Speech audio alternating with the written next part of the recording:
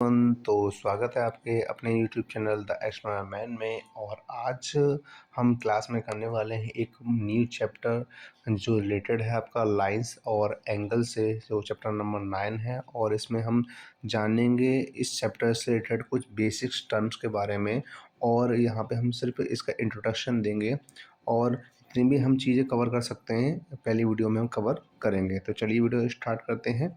तो सबसे पहले हम ये जानते हैं कि लाइंस एंड एंगल में सबसे पहले क्या आता है, पॉइंट आता है। क्या आता है?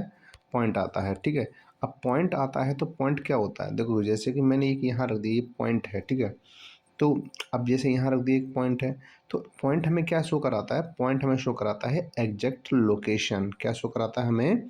एग्जैक्ट लोकेशन शो कराता है। यानी कोई भी जगह है, उस जगह की कोई भी लोकेशन को शो कराने के लिए हम क्या करेंगे, हम पॉइंट का यूज करते हैं। जैसे कि यहाँ पे दो लाइंस हो, एक लाइन ये रही और एक लाइन ये रही, और इसमें हमने क्या किया, एक पॉइंट रख दिया। क्या रख दिया हमने? एक पॉइंट रख दिया। तो ये क्या है, ये लोकेशन को शो करा रहा है। क्या करा रहा है? ये लोकेशन को शो करता है। इसका मतलब ये है कि पॉइंट क्या होता है, एग्जैक्ट लोकेशन को शो कराता है। किसको शो कराता है? एग्जैक्ट लोकेशन को। अब हम बात करें आगे, तो आगे हम बात करेंगे किसके बारे में? लाइन के बारे में। तो लाइन क्या होता है?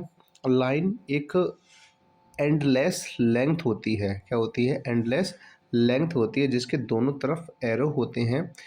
तो अब एरो क्या है? एरो ये आपके ये दिखाई दे रहे हैं आपको, ये है एरो। ठीक है, दोनों तरफ होते हैं। इसकी इसकी ब्रेथ नहीं होती है। इसकी क्या नहीं होती है? ब्रेथ नहीं होती है, सिर्फ लेंथ होती है। ब्रेथ नहीं होती है, सिर्फ क्या होती है? लेंथ होती है। बट एक इसमें क्या खासियत है, ये एंडलेस होती है। ये कैसी होती है? एंडलेस होती है। यानी कि इसकी कोई भी लिमिट नहीं होती है कि लाइन कितनी बड़ी हो सकती है। लाइन को हम हिंदी में रेखा कहते हैं। क्या कहते हैं? लाइन को हिंदी में हम रेखा कहते हैं। ठीक है ना। और जैसे कि मैं बता चुका हूँ कि इसकी ब्रेथ नहीं होती है, लेंथ होती है, और ये एंडलेस होती है, यानी कि असीमित होती है। इसे हम कितनी भी बड़ी खींच सकते हैं। इसे हम कितनी बड़ी खींच सकते हैं, ड्रॉ कर सकते हैं। और मैंने क्या बताया कि इसके एंड पॉइंट पे क्या होता है, इसके एंड पॉइंट पे एरो बना होता है। जैसे कि अगर हमें कोई भी लाइन ड्रॉ करनी है, हमने इसका नाम दिया ए और इसका नाम दिया हमने बी, तब ये लाइन क्या कहलाएगी? A B. लेकिन इसके ऊपर हम क्या करेंगे, एक छोटा सा हम एक लाइन को ड्रॉ कर देंगे। तो इस तरीके से हम इसको रिप्रेजेंट कर सकते हैं। तो हम किसी भी लाइन को हम रिप्रेजेंट करने के लिए हम क्या करेंगे, उनके दोनों पॉइंट्स के नाम लिखेंगे, और पॉइंट्स के नाम लिखने के बाद हम क्या करेंगे, ऊपर एक लाइन को ड्रॉ कर देंगे। ठीक है, अब हम आगे बात करें तो आगे इसमें देखते हैं कि आगे क्या, जैसे कि कोई भी लाइन है, कोई भी लाइन है, मैंने फिर दोबारा से क्या करता हूँ, एक नाम देता हूँ इसको मैं, जिसका नाम है, यह मान लेते हैं एक्स, और इसे मान लेते हैं वाई। तो इस लाइन का नाम हो जाएगा एक्स वाई, और ऊपर हम क्या लगा देंगे, एरो लगा देंगे। लेकिन एक बात ध्यान रखना कि हम किन्हीं दो पॉइंट के बीच में ही क्या किसके बीच में, किन्हीं दो पॉइंट के बीच में हम क्या कर सकते हैं, लाइन को ड्रॉ कर सकते हैं। जैसे कि मैंने यहाँ पे कर दी है। ठीक है ना। तो इसका मतलब एक क्वेश्चन बनता है कि अगर कोई भी दो पॉइंट्स दिए गए हैं, कोई भी दो पॉइंट्स दिए गए हैं, तो बताइए कि उनसे कितनी लाइंस को हम ड्रॉ कर सकते हैं। तो ऑब्वियसली बात है कि किसी भी लाइन से हम सिर्फ एक ही लाइन को ड्रॉ कर सकते हैं। ठीक है, एक ही लाइन को हम क्या कर सकते हैं, ड्रॉ कर सकते हैं। लेकिन अगर हम ये कहें कि अगर आपका एक पॉइंट दिया गया है, क्या दिया गया है, एक पॉइंट दिया गया है, पॉइंट दिया गया है, तो इससे कितनी लाइन ड्रॉ हो सकती हैं। तो जैसा कि यहाँ से हम बहुत सारी लाइंस को ड्रॉ कर सकते हैं, तो इसका जो आंसर आएगा वो क्या आएगा, इन्फिनिट होगा। क्या होगा? इन्फिनिट होगा। ठीक है ना। यानी कहने का मतलब ये हुआ, इसमें हमने दो पॉइंट जाने, हमने वो दो पॉइंट क्या जाने कि सबसे पहला कि अगर कोई भी दो पॉइंट हैं तो उनमें से सिर्फ एक ही लाइन को हम ड्रॉ कर सकते हैं। और अगर कोई भी एक पॉइंट दिया गया है तो उसे हम कितनी भी लाइंस को ड्रॉ कर सकते हैं। यानी कि हम इन्फिनिट मतलब असीमित होती हैं, हम काउंट नहीं कर सकते। हम क्या नहीं कर सकते, काउंट नहीं कर सकते हैं। ठीक है, अब हम बात करते हैं आगे। टाइप्स ऑफ लाइंस के बारे में। तो हम बात करेंगे यहाँ पे कि लाइंस के कितने टाइप्स होते हैं। तो हम क्या करें, जैसे कि हमारी एक इस टाइप से हमारी इस टाइप से एक लाइन जा रही है, ठीक है। ये क्या है, एक स्ट्रेट लाइन है। ये क्या है, एक स्ट्रेट लाइन है। और हम कैसे ड्रॉ कर सकते हैं इस लाइन को, इस तरीके से हम ड्रॉ कर सकते हैं। और कैसे ड्रॉ कर सकते हैं, हम इस तरीके से भी लाइन को ड्रॉ कर सकते हैं। तो इसका मतलब ये होगा कि हमारे, लेकिन इन सभी के क्या होंगे, नाम अलग अलग होंगे। जैसे कि अगर कोई लाइन आपकी अगर ऐसी है जो खड़ी हुई है, तो इसे हम बोलते हैं वर्टिकल लाइन। क्या बोलते हैं इसको, हम वर्टिकल लाइन बोलते हैं, ठीक है। अगर कोई लाइन लेटी हुई है तो इसको हम बोलते हैं हॉरिजॉन्टल लाइन। क्या बोलते हैं इसको, हम हॉरिजॉन्टल लाइन बोलते हैं, ठीक है ना।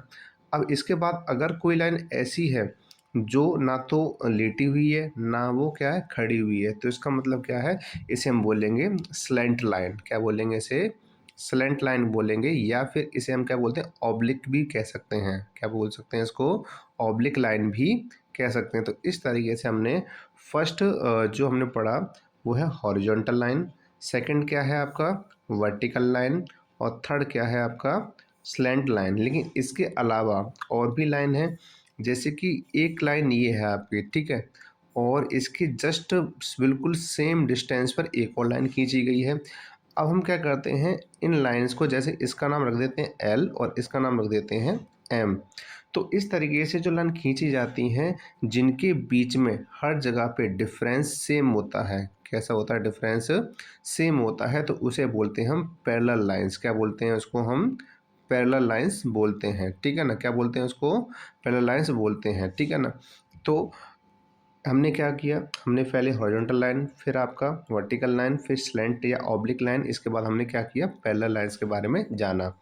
आगे हम बात, तो आगे क्या है, जैसे कि हमने अभी लास्ट बात की थी हमने कि कोई ऐसी लाइन जिनके बीच की जो डिस्टेंस है वो सेम रहती है, तो हमें हमको उन्होंने क्या किया था, हमने उनको क्या कहा था, पैरेलल लाइंस कहा था। हमने क्या कहा था इसको, पैरेलल लाइंस कहा था। लेकिन पैरेलल लाइंस को कैसे शो कराते हैं, जैसे कि आपकी ये लाइन एल है मैंने कहा था, और ये लाइन क्या है, एम है। तो जो एल लाइन है वो पैरेलल इस तरीके से लिखी जाती है, ये साइन होता है पैरेलल लिखने का, वो इस तरीके से लिखा जाता है। दो आपकी खड़ी हुई जो लाइन खींचती जाएंगी और दोनों लाइंस के नाम लिख दिए जाते हैं। तो ये क्या है, सिंबल है, और पढ़ेंगे कैसे इसे, एल पैरेलल टू एम, ठीक है ना। आगे हम बात करते हैं लाइन सेगमेंट के बारे में। तो लाइन सेगमेंट क्या होता है, लाइन सेगमेंट जैसे हम क्या बोलते हैं, इसे रेखाखंड बोलते हैं। क्या बोलते हैं इसको, रेखाखंड। जैसे कि नाम से ही पता चला, लाइन सेगमेंट यानी कि लाइन से लिया गया एक हिस्सा, जिसे क्या कहा जाता है, रेखाखंड यानी कि लाइन सेगमेंट कहा जाता है। रेखा यानी कि लाइन और खंड यानी कि टुकड़ा, यानी कि एक लाइन का टुकड़ा। यानी कि कोई भी जो लाइन सेगमेंट होती है, कोई भी जो लाइन सेगमेंट होती है वो एक लाइन का पार्ट होती है। किसका पार्ट होती है, लाइन का पार्ट होती है, ठीक है ना। जैसे कि हमने यहाँ पे और यहाँ पे कट लगा दिया, और यहाँ पे हमने क्या किया, यहाँ ए नाम दे दिया इसको और ये इसका नाम दे दिया बी, ठीक है। तो यहाँ पे क्या बनेगा आपका, ये बन जाएगा आपका एक लाइन सेगमेंट। क्या बन जाएगा, लाइन सेगमेंट। और लाइन सेगमेंट को हम इस तरीके से रिप्रेजेंट करते हैं, जैसे कि हमने एक लाइन ड्रॉ करते हैं, हमारी ये लाइन ड्रॉ की, हमने लाइन सेगमेंट ड्रॉ की है, सॉरी, लाइन सेगमेंट हमने ड्रॉ की है, और इसका नाम हम यहाँ पे क्या लगाना, हमें पॉइंट लगाना, हमें क्या लगाना, यहाँ पे पॉइंट लगाना। एक पॉइंट यहाँ रख दिया, एक पॉइंट यहाँ रख दिया, ठीक है।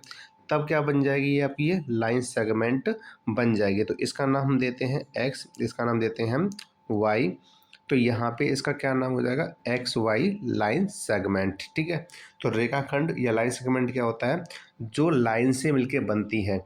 बट इसमें क्या चीज़ें हैं, इसमें ये है कि जो लाइन सेगमेंट होती है, जो क्या होती है, लाइन सेगमेंट होती है। लाइन सेगमेंट सबसे पहली बात कि जैसे कि मैंने बताया था कि लाइन में भी क्या नहीं होता है, ब्रेथ नहीं होती है, और इसमें भी ब्रेथ नहीं होती है, ठीक है।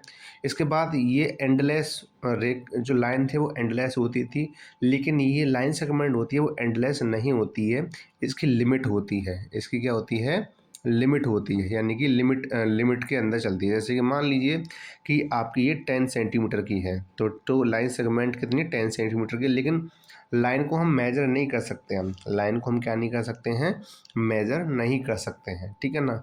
तो इस तरीके से क्या होती है, ये लिमिट, इसमें लिमिट होती है लेकिन लाइन में लिमिट नहीं होती है, ठीक है ना। अब हम आगे बात करें एंगल के बारे में, तो सबसे पहले हम जानते हैं एंगल से पहले एक हमें टर्म पढ़ना पड़ेगा, वो है रे। क्या है, रे। तो पहले हम रे को जान लेते हैं, क्योंकि एंगल बनने से पहले हम रे को जानना जरूरी है। तो जैसे कि मान लीजिए कि कोई एक आर्म दी गई है, कोई एक आर्म इस तरीके से ड्रॉ हो रही है, ठीक है, और कोई दूसरी आर्म इस तरीके से ड्रॉ हो रही है, ठीक है। तो यहाँ पे क्या बनेगा, यहाँ पे एक पॉइंट बन के तैयार होगा, यहाँ पे जुड़ रहे हैं, तो इस जगह पे ये दोनों की दोनों रे जुड़ रही हैं। तो ये जो रे जुड़ रही हैं, ये जो रे जुड़ रही हैं, तो यही फॉर्म होता है आपका एंगल। क्या होता है, एंगल फॉर्म होता है, जिसको हम थीटा से रिप्रेजेंट कर सकते हैं। किससे रिप्रेजेंट कर सकते हैं, थीटा से रिप्रेजेंट कर सकते हैं। एक बात ध्यान रखना कि रे जो होती हैं, एंगल जो होता है वो दो रे से मिलके बनती हैं। कितने से बनती हैं, टू रेज से मिलके बनते हैं। क्या बनते हैं, एंगल। तो जहाँ पे दो रे मिलती हैं, यहाँ पे दो रे मिलती हैं, जब ज्वाइन होती हैं, उस पार्ट को क्या कहा जाता है, उस पार्ट को कहा जाता है वर्टेक्स। क्या कहा जाता है उसको, वर्टेक्स कहा जाता है। क्या कहा जाता है उसको, वर्टेक्स कहा जाता है, ठीक है ना। और ये जो दो रे जुड़ रही हैं, ये क्या होती हैं, इन्हें कहते हैं हम आर्म। क्या कहते हैं इसको, हम आर्म कहते हैं। जैसे कि इसमें कितनी आर्म है आपकी, दो आर्म है, ठीक है ना।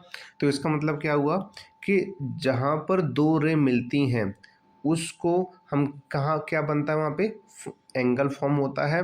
और जहाँ पर दो लाइन बनती हैं, उस पार्ट को हम बोलते हैं वर्टेक्स। और जो दो रे होती हैं, उनको हम क्या बोलते हैं, आर्म कह देते हैं। क्या कह देते हैं, आर्म। अब क्योंकि हमने ड्रॉ किया है, तो हमें इनके नाम भी देने होंगे। तो ये एक पॉइंट यहाँ हम क्या करते हैं, एक पॉइंट यहाँ रख लेते हैं, एक पॉइंट यहाँ रख लेते हैं, क्योंकि हमें नाम भी देना है, ठीक है। तो ये मान लेते हैं कि ये वाला जो पॉइंट है आपका, वो है एम, और ये क्या है, एन, और ये क्या है, ओ, ठीक, क्या है, ओ। तो इस तरीके से जब एंगल बनेगा, तो ये एंगल का साइन होता है, ठीक है। तो एंगल का साइन है, तो एंगल क्या हो सकता है, एक तो मैं ऐसे लिख सकता हूँ, लास्ट जो दिया है एंगल ओ, यानी कि जो वर्टेक्स होता है वही हमारा क्या होता है, एंगल होता है। दूसरा हम किस तरीके से लिख सकते हैं, हम लिख सकते हैं M O N, M O N. तो एंगल एम ओ एन, ठीक है। और हम किसको किस तरीके से लिख सकते हैं, हम चाहें तो एन ओ एम भी लिख सकते हैं, चाहे हम इसको क्या लिख सकते हैं, एन ओ एम। तो इस तरीके से हम यहाँ पे तीन टाइप से एंगल लिख सकते हैं। एंगल, एक जो वर्टेक्स है उसको डायरेक्टली बोल सकते हैं, दूसरा एंगल एम ओ एन, तीसरा एंगल एन ओ एम। लेकिन एक बात ध्यान रखिएगा कि एंगल हमेशा बीच में ही रहता है। एंगल हमेशा कहाँ रहता है, बीच में ही। जैसे इसमें ओ दे रखा है, यहाँ भी ओ दे रखा है, यहाँ बीच में भी ओ दे रखा है।